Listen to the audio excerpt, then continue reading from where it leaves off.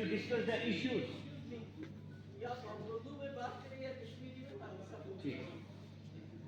Ma'am, मैं आपके सामने एम्प्लॉयमेंट और डेवलपमेंट पे बात करना चाहूँगा।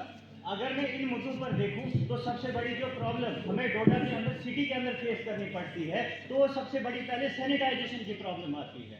आप हर गली कूचों में चाहिए, इस वक्त आपको हर जगह गंदगी देखने को मिलती है। छोटे छोटे बच्चे जो स्कूल की तरफ जाते हैं वो बीमारी का शिकार पड़ रहे हैं और इसके लिए गवर्नमेंट कुछ कर ही नहीं पा रही है। हाँ, उन्होंने एक डेवलपमेंट की, इसके लिए उन्होंने एक प्रोग्राम चलाया, एक फैक्ट्री खोलने की बात की थी जिसको हम खाद फैक्ट्री के नाम से जानते हैं, जो कि आगरमाबाद रीजन में खोली गई। उस फैक्ट्री के मैम अगर मैं आपको डेवलपमेंट बताता हूँ, उस फैक्ट्री से हमारा इन्वायरमेंटल पोल्यूशन ज़्यादा हो रहा है, मैनेजमेंट वेस्ट की कुछ है ही नहीं। उधर के लोगों को इतनी प्रॉब्लम्स आ रही हैं, बीमारियां हो रही हैं, लेकिन उनके उसके मुतालिक कोई बात करना चाहता ही नहीं है उस रीजन के मुतालिक। दूसरा मैम ड्रेनेज की बात करूंगा, वो ड्रेनेज कम और डस्टबिन ज़्यादा लगते हैं। जब भी कभी थोड़ी सी भी बारिश होती है सारा गंदा पानी हमारे रोड्स पर चला आता है और उसकी वजह से इधर के लोगों को बहुत ज़्यादा प्रॉब्लम फेस करनी पड़ती है। इसका कोई हल तो होगा। मैम, मैं खुद एक हिस्ट्री का स्टूडेंट हूँ। अगर मैं हिस्ट्री में अगर आप इंडस्ट्रियलाइजेशन के बारे में पढ़ते हो, उनका ड्रेनेज सिस्टम का जो मॉडल था वो आज बहुत सारी कंट्रीज फॉलो कर रही है, तो हम वो मॉडल्स क्यों नहीं फॉलो कर पा रहे हैं। इसके बाद अगर मैं मैम रोड या इंफ्रास्ट्रक्चर की बात करता हूँ, आप जो हमारे पेरिफेरल एरियाज की देसा है, गुंदोबलेसा है, मरमत है, बरत है, उन जगहों की रोड्स की मैम आप हालत देखिए।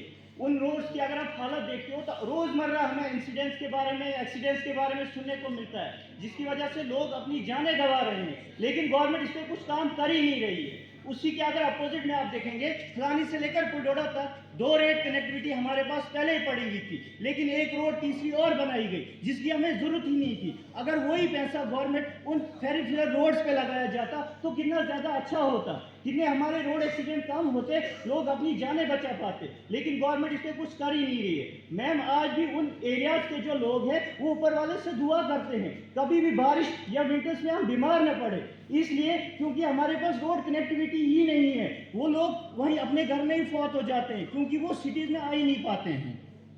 मैम, इस पर भी मैं एक एग्जांपल हिस्ट्री से उठाऊंगा। हमारे एक रूलर थे शेरशाह सूरी, उन्होंने अपने टाइम में जम्मू कश्मीर से लेकर इंडिया से लेकर चाइना से लेकर सेंट्रल एशिया तक रोड बनाई। मैम, आज भी वो road the great trunk route के नाम से जानी जाती है, आज भी वो चल रही है। तो हमारी रोड 1 साल तक क्यों नहीं टिक पा रही है? ऐसी क्या हमारी कमियां रह चुकी हैं जो इस पिछड़े इलाके को देखा ही नहीं जाता है। उसके बाद मैम, अगर किसी भी रीजन की डेवलपमेंट करनी हो तो हमारे पास 2 जैसे एस्पेक्ट्स होते हैं, बहुत ज़्यादा इंपॉर्टेंट है। उसमें एक एजुकेशन, दूसरा हेल्थ है। मैडम, मैं आपके सामने कोई डाटा बताऊंगा। अगर आप हाई सेकेंडरीज में जाओगे 367 पोस्ट आज भी हमारी वैकेंट है। अगर आप प्राइमरी स्कूल्स की बात करते हो 3228 अभी भी टीचर की वैकेंट सीट्स पड़ी हुई है, हेडमास्टर की 102 सीट्स वैकेंट पड़ी हैं, और हम बोलते हैं कि हम डिजिटल एजुकेशन बच्चों को हासिल करवाएंगे। इतना हमें पिछड़ा हुआ समझा जाता है कि इन बातों पर कोई आवाज़ ही नहीं उठाता है। उधर अगर मैं आपकी हेल्थ के बारे में बात करूं, जो हमारा जेएमसी डोडा था उसको 189 करोड़ पैसे अलॉट किए गए थे, और आज भी हमारे पास 1800 पोस्ट वैकेंट पड़ी हुई है जिसपे कोई काम ही नहीं किया जाता है। हॉस्पिटल्स के अंदर मैम आप जाओगे, इक्विपमेंट्स ही नहीं, टीचर डॉक्टर्स के पास अवेलेबल नहीं होते, तो रोज हमें सुनने को मिलता है किसी ना कोई ना लोग आम जो गरीब इंसान है वो अपनी हॉस्पिटल में जान गंवा देता है, या तो उसको जम्मू रेफर किया जाता है। इसी पर मैडम मैं एम्प्लॉयमेंट पे एक जिक्र करना चाहूँगा।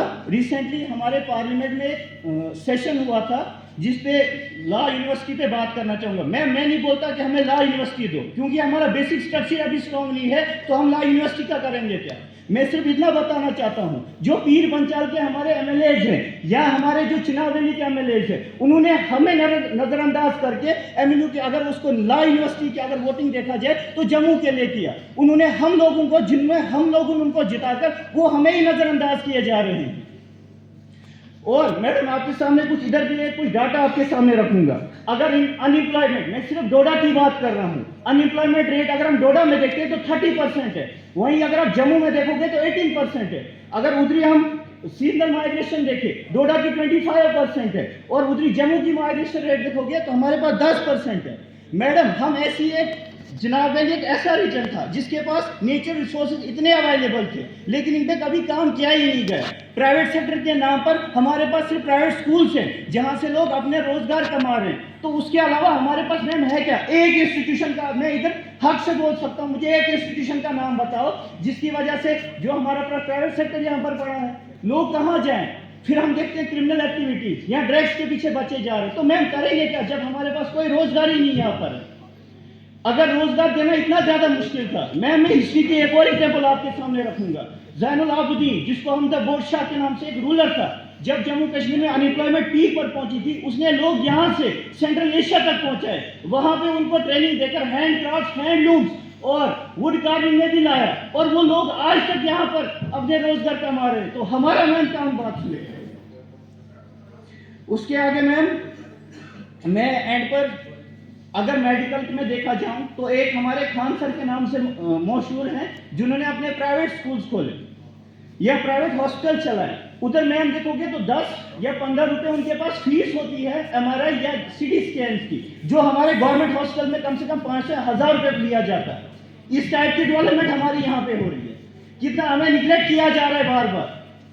हमारे जो एमएलए हैं वो आपस में सियासत लड़ रहे हैं, तो हम लोग कहाँ पे जा रहे हैं?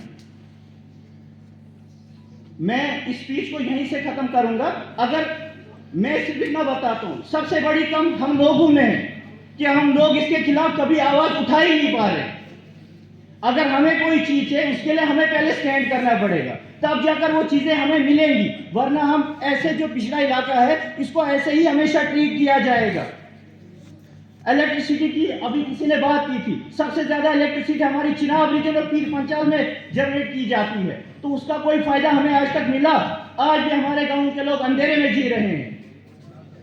एंड पर मैं निर्मला सीतारमण मैम की बात करूंगा, जो कि हमारी फाइनेंस मिनिस्टर है। उन्होंने एक बात बोली थी कि हमारे इंडिया में मेंटल हॉस्पिटल्स की कमी है, हमें इसको बढ़ाना पड़ेगा। जैसे कंडीशन चल रही है, हम ही लोगों की उनकी जरूरत पड़ने वाली है। इसलिए मैं बोलता हूं उन्होंने सही बोला था। मैम मैं आप तक सिर्फ एक बात पहुंचाना चाहूंगा, एज अ यूथ मैम मैं खुद एक मास्टर्स हिस्ट्री में करके हूं, हमारे पास कोई रास्ता नहीं मिल रहा है, कोई एम्प्लॉयमेंट हमें नहीं मिल रहा है। तो मैं आपके थ्रू ये बात पहुंचाना चाहूंगा कि प्लीज मैम हमारे बारे में आप कुछ करिए। Thank you ma'am.